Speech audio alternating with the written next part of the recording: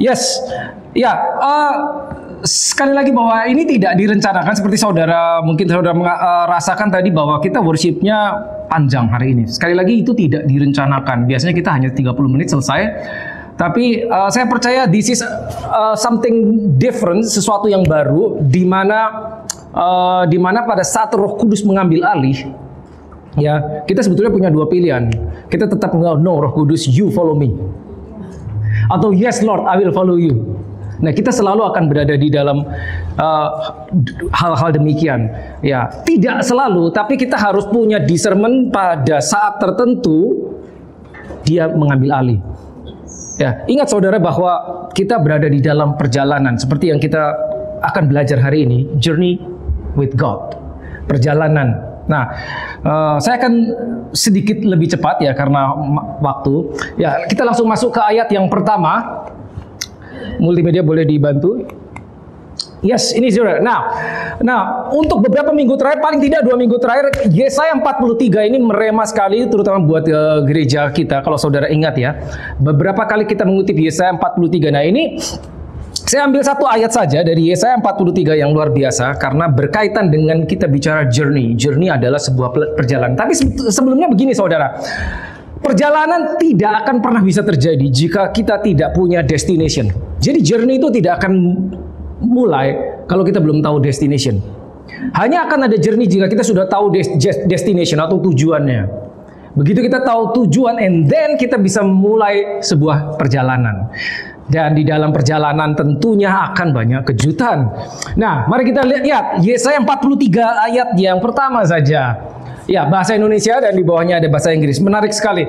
Tetapi sekarang beginilah firman Tuhan, ya, yang menciptakan engkau, hai Yakub, yang membentuk engkau, hai Israel. Stop dulu sampai situ. Yakub dan Israel itu sebetulnya dua orang yang sama. Ya, saudara mengerti. Tapi mengapa di sini disebutkan dua kali?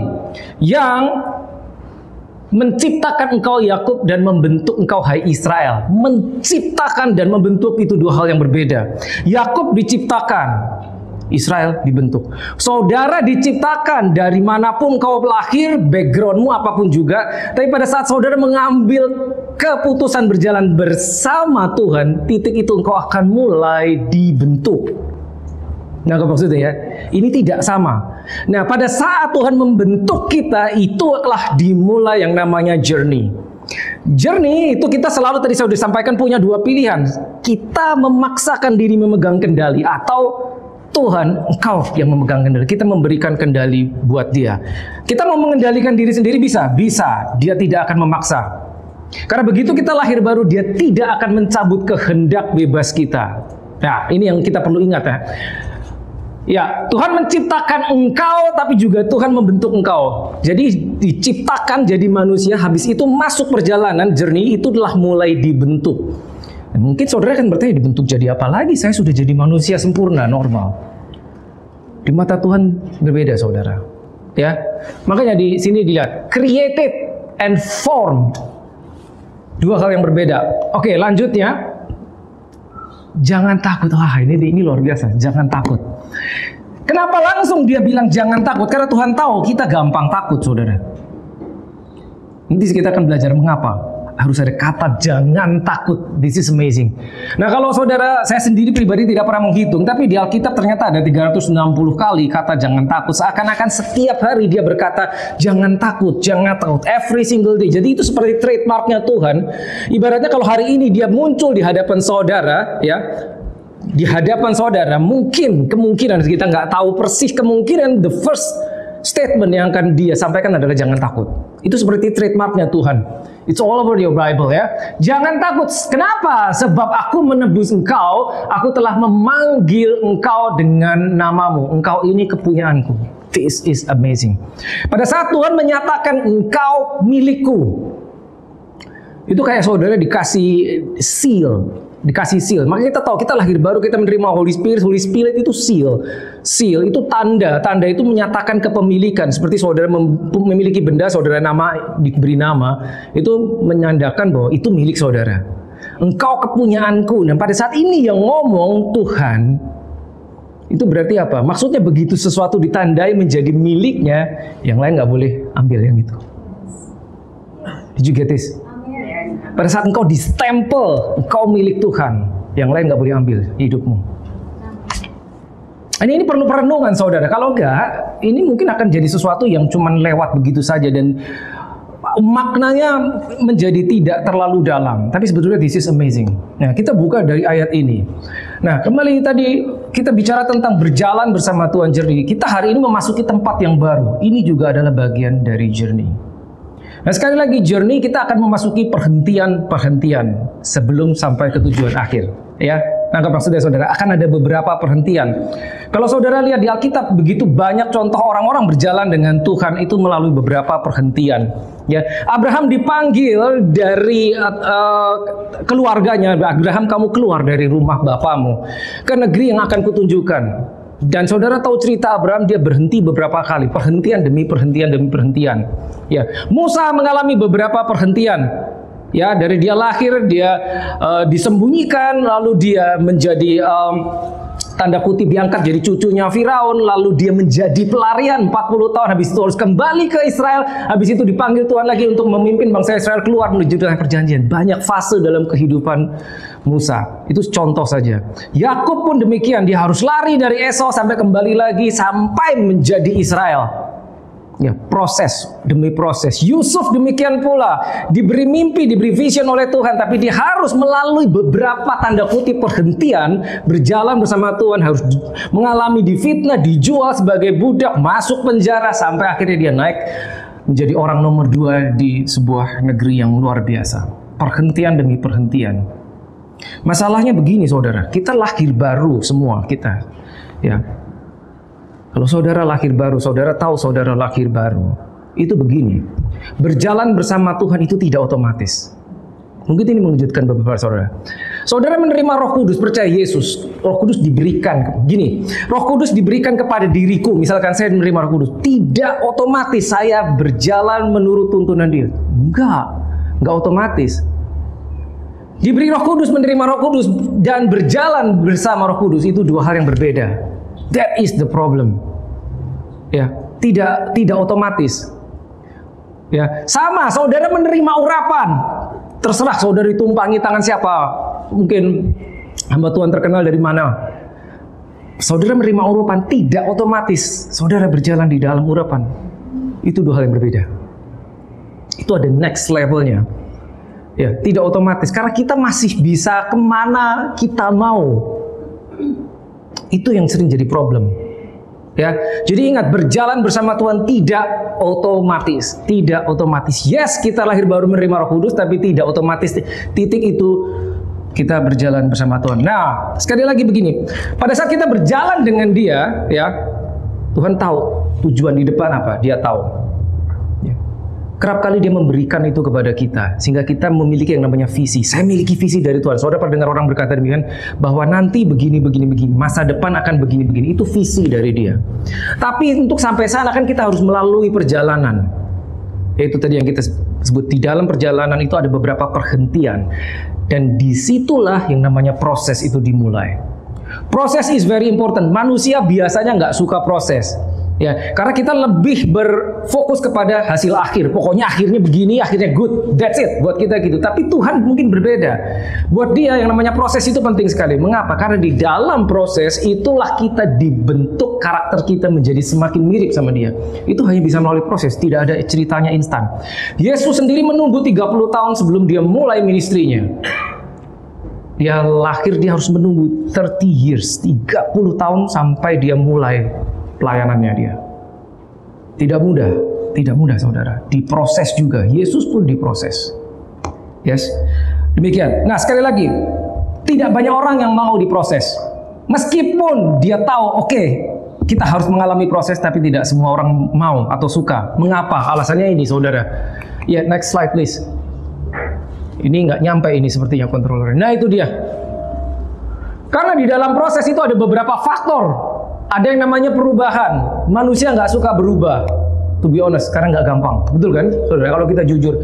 Dan ada yang namanya adjustment. Kita tahu dalam diri kita harus mengadjust sesuatu. Maksudnya apa adjustment? Ada hal-hal yang dulu oke, begitu kita masuk proses bersama Tuhan menjadi tidak oke lagi. Ada hal-hal yang boleh dilakukan sebelum saudara jadi Kristen. Begitu saudara masuk jadi orang Kristen ikut Tuhan, kayaknya nggak bisa lagi yang itu. Dan kita tahu, makanya itu tidak banyak semua orang suka. Dan ada challenge. Kenyamanan kita akan di-challenge. Begitu kita masuk proses, kenyamanan kita akan di-challenge. Keluar dari comfort zone. Sekali lagi, itu nggak semua orang suka. Bahkan kebanyakan orang nggak suka.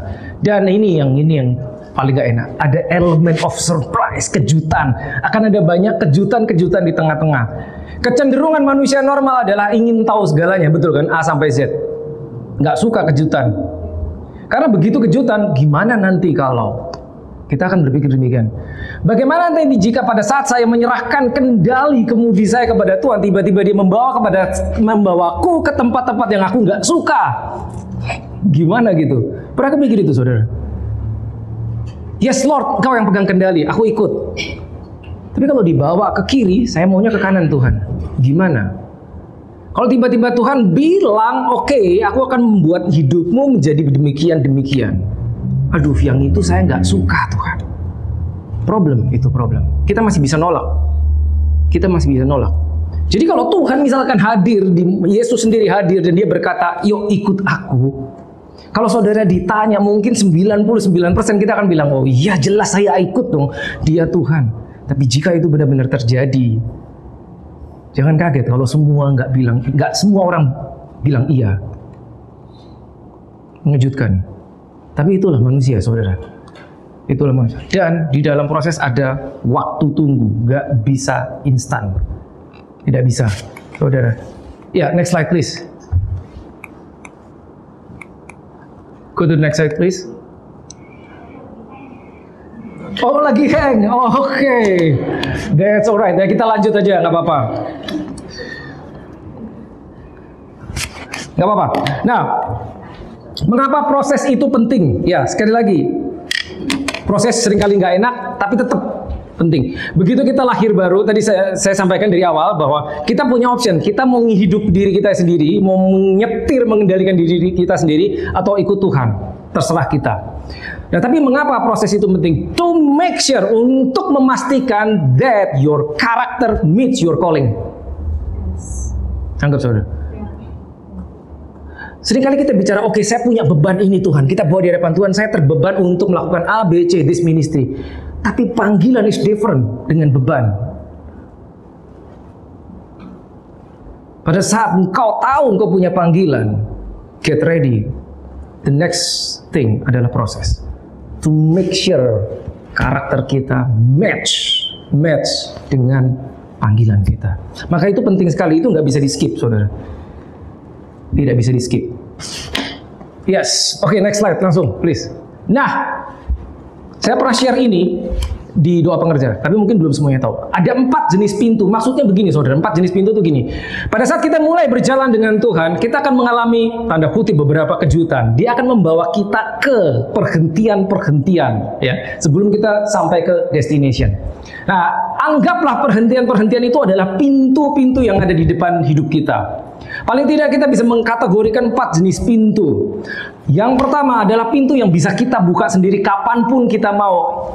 Physical door. Saudara tahu pintu di rumah saudara, saudara mau buka ya sudah, tinggal putar handle-nya, tekan, dorong, selesai, kebuka. This door opens at will. Dengan force, dengan kekuatan kita buka pintu. Kapanpun kita mau, bisa. Itu yang pertama, sangat umum. Tapi ada jenis pintu yang kedua adalah coded door. Saudara tahu pintu itu hanya bisa dibuka dengan memasukkan kode, bukan dengan paksa, tidak dengan power, not with force, tidak dengan kekuatan, tapi masukkan kode, maka itu kebuka sendiri.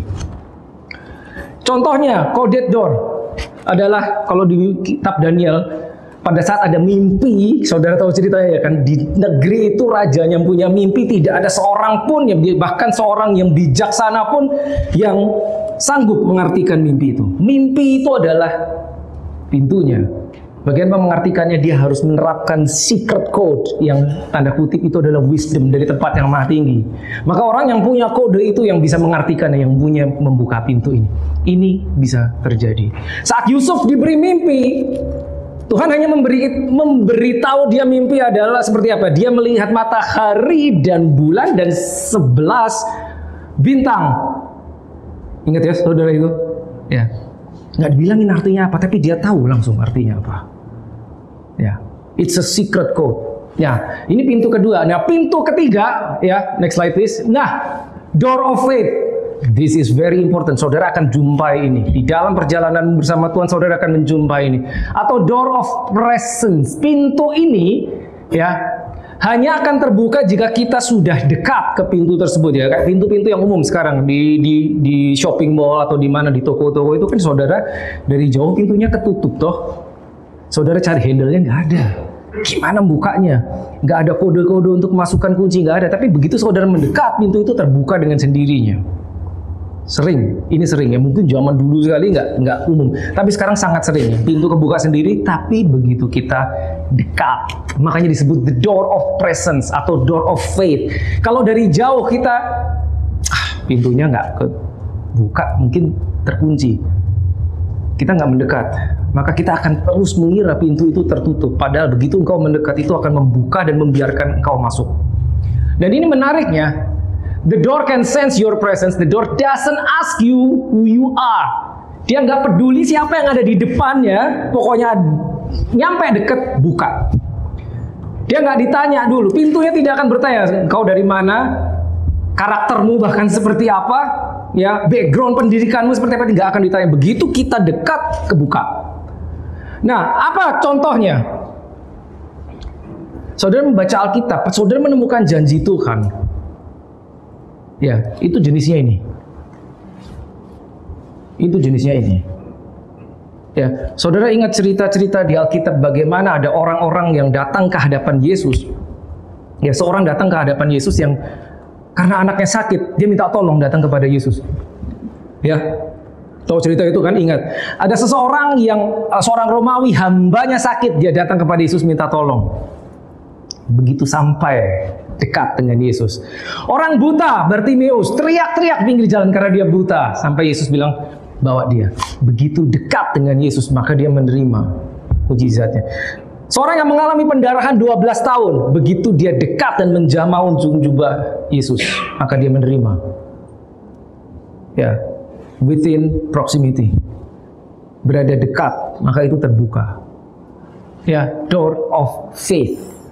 Apapun janji yang kita terima di Alkitab, kita baca, ya, itu diakses bisa, tapi kita harus tahu bagaimana mengaksesnya, by faith. Nah, ini akan terus kita jumpai jika kita berjalan bersama Tuhan. Di dalam journey kita akan menjumpai ini. Mau apa enggak, terserah kita. Ada satu lagi saudara, paling tidak, timing door. Timing door, pintu yang akan terbuka di saat-saat tertentu, tidak bisa dipaksa. Kalau misalkan pintu itu hanya terbuka jam 12, betapapun kita ingin masuk, kalau itu belum jam 12 itu tidak akan terbuka. Mau dipaksa kayak apapun nggak bisa, karena hanya timing yang akan membuka. Ya, maka kita tahu di dalam Tuhan ada namanya waktu penggenapan janji. Nangkep ya? Waktu penggenapan janji. Kita mau paksa shortcut nggak bisa, karena ada waktunya itu dibuka, maka itu terbuka. Nah, ini saya bawa contohnya di sini. Kalau saudara yang main musik, saudara tahu. Kalau sebuah lagu intronya 4 bar, singernya hanya bisa masuk mulai nyanyi pada bar kelima karena intronya 4 bar. Nangkep ya? Tapi kalau udah 4 bar selesai intro, dia meleng, dia nggak masuk. Problem. Dan dia nggak bisa masuk, saya masuk aja kapan aja, nggak bisa. Dia harus menunggu putaran berikutnya. Jadi para pemain harus main 4 bar lagi, 8 bar. Karena dia miss. Maka dia hanya bisa masuk ke bar 9. Bar 5 atau 9. Dia nggak bisa pilih, saya mau masuk bar 7, bar 8. Nggak bisa. Dia harus tunggu dulu. Nah, bangsa Israel mengalami ini, saudara. Saat di depan tanah perjanjian, Tuhan bilang, masuk sekarang. Musa mengirimkan 12 pengintai. Ingat itu, saudara. 10 melihat negatif, 2 orang berpikir positif. Akibatnya, mereka harus mengulang intro 40 tahun. 40 tahun. Muter-muter bareng. Karena timingnya begitu dibuka, dia nggak masuk, maka itu akan tertutup lagi. Problemnya begini, saudara. Berapa sering kita berjalan bersama Tuhan, begitu Tuhan bilang, this is your time, dibuka, nggak berani masuk. Halo, nggak berani masuk. Kenapa? Saya nggak tahu Tuhan apa yang dibalik pintu itu. Wait, itu udah dibuka buat engkau. Tapi manusia kan maunya tahu dulu di belakangnya ada apa. Seringkali kita diperhadapkan dengan pintu A, B, C di depan kita. Terbuka A, kita nggak berani masuk. Karena kita nggak tahu di belakang A apa. Mindset kita, gimana nanti kalau saya masuk A, ternyata B dan C lebih baik. Nangkep maksudnya saudara? Padahal itu dibuka. Begini, berjalan bersama Tuhan, pada saat itu dibuka, masuklah ke situ. Tentunya ini perlu discernment ya, nggak sembarangan, oh itu kebuka saya masuk. Nggak begitu. Ya. Tapi begini, kita masuk A dan mendapati something di A, kalau itu Tuhan yang buka, masuk saudara. Gimana nanti kalau B dan C lebih baik? You don't know, karena engkau tidak pernah masuk B dan C. Sampai kapanpun kau tidak akan tahu di balik B dan C itu apa. Yang bisa kita lakukan masuk ke A dan bersyukur kita mendapati something di balik A. Kita tidak pernah tahu di balik B dan C apa. Gitu loh. Jadi nggak usah dipikirin B, C itu isinya apa. Gitu loh. Nah, nggak maksudnya saudara? Saudara yang sudah menikah, saya ambil contoh. Saudara yang sudah menikah, ya, pada saat seminggu, ingat, seminggu, 2 minggu sebelum saudara menikah, pikir waktu itu, udah berapa tahun? Seminggu, 2 minggu sebelum saudara menikah, dari mana engkau tahu calon istrimu atau suamimu itu adalah the best for you? Gimana kalau 2 minggu sebelum menikah engkau menemukan yang lebih baik? Mau dibatalin? Enggak bisa toh. Saudara harus step in by faith bahwa ini adalah dari Tuhan. Walaupun kadang-kadang kita mendengar cerita, ya ternyata begitu udah masuk, halo. Gitu kan, tara, oke, the real one. Seperti itu. Ya makanya penting banget kita berjalan sama Tuhan itu, discernment itu penting sekali saudara. Penting sekali. Yang mana dari Tuhan, that is for you. Kita masuk ke tempat ini, sambil contoh, masuk ke tempat ini. Kita mungkin punya 1001 macam pilihan. Ya karena begini-begini, jam ibadahnya nggak sesuai dan seterusnya. Itu mungkin hal-hal yang tidak bisa kita kendalikan, tapi kita selalu bisa mengadjust diri kita kepada situasi di mana Tuhan tempatkan kita. Nggak gampang, tapi itulah proses. Kita nggak bisa maksa Tuhan, pokoknya saya sukanya A, B, C loh Tuhan. You adjust to me. Mana ada? Nggak bisa saudara. Bisa kita maksa, bisa, tapi berarti kita begini, Tuhan, saya tahu hidup saya yang terbaik bagiku. Udah, so please stay away. Nanti kalau saya dalam kesulitan, saya minta tolong. Tapi pada saat everything is good, baik-baik saja, Tuhan di situ aja, liatin aja. Aku jalan sendiri. Begitu mau nyemplung, tolongin. Gak bisa begitu, saudara. Jangan begitu. Kita jalan gak begitu. Oke, saya harus cepat. Ada satu hal lagi, location. Nah, karena kita sekarang sedang berada di Faith Comes by Hearing, bacaan kita sedang berada di Raja-Raja. Bagi yang ikut program ini, harusnya ini masih segar diingatan. Oke, lihat, saya ambil contoh, location. Maksudnya apa? Saat kita berjalan di mana tuh? Tadi kita udah berjalan, kita bahas bahwa kita akan masuk ke beberapa perhentian atau locations, beberapa perhentian, dan beberapa perhentian itu ada maksud Tuhan. Kenapa dia bawa kita berhenti di A? Habis itu jalan lagi, habis itu berhenti lagi di B. Saudara tahu bangsa Israel di padang gurun kan bongkar pasang tenda, berhenti terus jalan, 42 kali berhenti selama 40 tahun. Can you imagine that? 42 kali dalam 40 tahun bongkar pasang, dan mending kalau 100-200 orang, jutaan orang. It's not easy. Itu nggak gampang.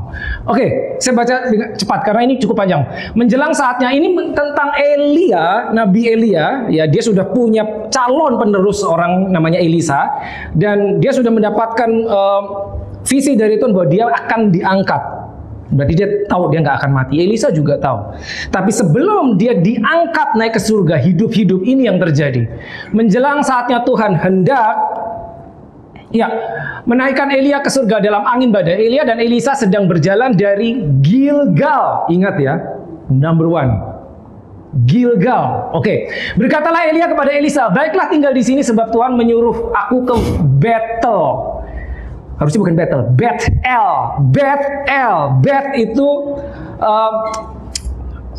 Bet itu roti.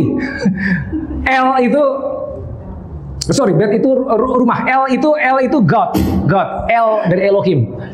Tetapi Elisa menjawab, demi Tuhan yang hidup dan demi hidupmu sendiri, sesungguhnya aku tidak akan meninggalkan engkau. Lalu pergilah mereka ke Bethel atau Bethel. Elisa tahu, maksudnya dia di-dismiss. Itu seperti ujian. Elisa tahu, nggak bisa, aku harus bersama engkau. Karena aku mengincar sesuatu di dalam dirimu. Dia tahu, dia nggak mau di-dismiss. Itu adalah tes dari Tuhan pada saat kita berjalan sama Tuhan. Lalu 4, berkatalah Elia kepadanya, hai Elisa, baiklah tinggal di sini sebab, ini drop ya ke ayat 4 ya. Sebab Tuhan menyuruh aku ke Jericho. Gilgal, Bethel, Jericho. Udah 3 lokasi. Tetapi jawabnya, demi Tuhan yang hidup dan demi hidupmu sendiri, sesungguhnya aku tidak akan meninggalkan kau. Lalu sampailah mereka di Jericho. 6, berkatalah Elia kepadanya, baiklah tinggal di sini sebab Tuhan menyuruh aku ke sungai Yordan. Gilgal, Bethel, Jericho, Jordan. 4, saudara. Jawabnya, demi Tuhan yang hidup dan demi hidupmu sendiri, sesungguhnya aku tidak akan meninggalkan engkau. Lalu berjalanlah keduanya. Jadi di setiap location akan ada tes dari Tuhan. Akan ada tes. Kita nggak bisa menghindari tes. Ujian. Ya. Ini dialami mereka. Ini prophetic, ada prophetic meaning. Saya jelaskan habis ini. Ada prophetic meaningnya. Ya. Jadi bukan literal meaning, but prophetic. Oke. Ya. Selanjutnya, nah ini dia. Ayat 7. 50 orang dari rombongan Nabi itu ikut berjalan. Tapi mereka berdiri memandang dari jauh. Yang dekat cuman Elisa. Sisanya dari jauh. Beda toh? Beda. Berani mendekat, satunya dari jauh. Semuanya nabi. Ketika keduanya berdiri di tepi sungai Yordan, lalu Elia mengambil jubahnya, digulungnya, dipukulnya ke atas air itu, maka terbagilah air itu sebelah sini dan ke sebelah sana, sehingga menyeberanglah keduanya dengan berjalan di tanah yang kering. Dan sesudah mereka sampai, berarti sudah nyampe. Ingat, kita set start. Karena kita tahu destination, maka kita set start line, garis start, dan sehingga kita memulai journey. Suatu saat ada perhentian 1, 2, 3, 4, 5, berapa biji kita nggak tahu. Begitu sampai, nyampe ke destination, and then very dangerous statement. Mintalah apa yang kau ingin kulakukan kepadamu. This is very dangerous statement. Tapi ini terjadi sesudah mereka sampai. Saudara tahu, bahkan Tuhan pernah berkata kepada Salomo, ditanya, kamu mau minta apa? It's a very dangerous statement. Gimana kalau dia minta yang enggak? Lihat, saudara. Sesudah mereka sampai, berkatalah Elia kepada Elisa, mintalah apa yang hendak kulakukan kepadamu sebelum aku terangkat daripadamu. Oke, jawab Elisa, biarlah kiranya aku mendapat 2 bagian dari rohmu. Statement ini tidak ada sebelum mereka sampai. Begitu sampai ke destination baru ada ini. Ya. Lihat, berkatalah Elia, yang kau minta itu adalah sukar. Tetapi jika engkau dapat melihat. Berarti apa? One very important thing. Perceive, vision, lihat. Bisakah kita melihat apa rencana Tuhan yang dibuat dalam hidup kita? Can you see? Ya tentunya kita bukan bicara melihat secara fisikal. Karena lihat sebelah, sedang mereka berjalan terus sambil berkata-kata, tiba-tiba datanglah kereta berapi dengan kuda berapi memisahkan keduanya. Lalu Elia naik ke surga dalam angin badai. Kita tahu kelanjutan ceritanya. Elisa mendapatkan urapan Elia, double portion. Kereta ini berapi, it's in the spirit, bukan physical. It's in the spirit. Chariot of fire is spiritual. Can you see it? Bisakah melihat? So this is another test. Can you have a vision? Pada saat Tuhan memberikan sesuatu dalam hidup saudara, saudara bisa menangkap enggak itu? Vision. Can you see it? Can you see it? Saya harus tutup dengan ini, saudara. Gilgal, apa itu Gilgal? Arti kata Gilgal adalah the rolling away. God takes away the reproach. Di dalam kehidupan lama kita, Ia mengambil segala kehidupan lama kita. Segala celah di masa lalu diambil. Itu Gilgal. Place of faith. Karena kalau saudara ingat, bangsa Israel 40 tahun makan mana. Begitu mereka sampai Gilgal, mana berhenti. berhenti. Tiang awan, tiang api hilang, tidak lagi. Tahukah saudara, 40 tahun mereka berjalan diberi makan sama Tuhan. Itu adalah kehidupan without faith. Nggak perlu iman. Mau percaya mau nggak, buka pintu tenda tiap pagi udah ada makanan. Besok pagi nggak percaya atau percaya, buka ada makanan. Minggu depan mau kita percaya apa enggak, buka pintu makanan ada. Itu bukan hidup by faith, tapi suatu hari begitu sampai Gilgal, stop. Tidak ada makanan disediakan di depan pintu, maka they have to live by faith. Karena Tuhan bilang, engkau akan makan hasil negeri ini. Berarti apa? Engkau harus nabur, mengusahakan tanah, tapi hasilnya dijamin. Maka itu live by faith. Harus ada faith di situ. Mana berhenti. Maka Gilgal itu berarti satu, masa lalu dihapus, segala keburukan, dan kita di bawah Tuhan masuk ke area faith. Faith. Makanya berjalan bersama Tuhan tidak bisa hidup tanpa faith. Gilgal. Bethel, place of surrender. Ingat apa yang terjadi di Bethel? Yakub menjadi Israel, ya, bergumul dengan Allah sendiri, ya, dan dia harus surrender His will di depan God Himself. Itu terjadi di Bethel. Bethel, the house of God. Bethel. This is prophetic meaning. Lalu Jericho, saudara tahu, it's a place of war. Bangsa Israel masuk tanah perjanjian, di depannya Jericho. Perang dulu. Ini akan dialami. Kita berjalan sama Tuhan, kita akan mengalami ini. Sampai Jordan, place of vision. And then, mintalah apa yang kau kehendaki. Jordan. Kita tahu ceritanya apa yang terjadi di Jordan. Yesus dibaptis di sungai Yordan, itu saudara. Begitu keluar dari air, ada apa? Vision. Roh Kudus turun dalam bentuk burung merpati. Langit terbuka dan ada suara, inilah anakku yang kukasihi, kepadanya lah aku berkenan. Terjadi di mana? Jordan. Yordan. Ini adalah perjalanan iman. Kehidupan kita secara pribadi pada saat kita berjalan sama Tuhan dan sebagai satu tubuh Kristus sebagai sebuah gereja. Begini saudara, saya harus tutup. Tidak semua orang mau jalan sama Tuhan. Sayangnya demikian. Tidak semua. Banyak, tidak sedikit orang Kristen. Oke, pokoknya saya Kristen. Pokoknya saya rajin ke gereja. Tapi tidak ada perjalanan bersama Kristus Yesus. Tidak ada journey. Tidak ada. Karena kita hanya beragama Kristen. Maksudnya apa beragama Kristen? Ke gereja sih ke gereja. Saudara diperhadapkan dengan firman Tuhan terus-terusan. Itu ternyata bukan berarti orang tersebut akan berubah. Ternyata tidak. Apakah kita mau membiarkan diri kita dipakai Tuhan? Apakah kita mau membiarkan diri kita diubah sama Tuhan? Itu yang membuat kita berubah. Nah, itu keputusannya dari setiap kita, saudara. Gitu loh. Siapapun saudara, dimanapun saudara sekarang, berapapun umur saudara, apapun background saudara, di mata Tuhan, dia nggak akan bilang, sorry kamu udah ketuaan. Enggak, kamu udah ketuaan. Dia tanya dulu berapa umurmu. Saya umur sekian Tuhan. Udah ketuaan. Saya pakai yang muda-muda. Nggak ada. It's not, you cannot find it in the Bible. Adegan seperti itu. Kamu udah ketuaan. Tidak. Musa mulai 80 tahun baru start. Jadi kalau saudara ada yang merasa udah ketuaan, tanya Musa, gitu. Atau terlalu muda? Tidak demikian. Yang dicari adalah hati kita. Kita berani nggak serahkan hati kita? Ayo jalan sama Tuhan, ya. Dan jangan sampai kita berpikir begini, saudara. Everything is good, Lord, thank you.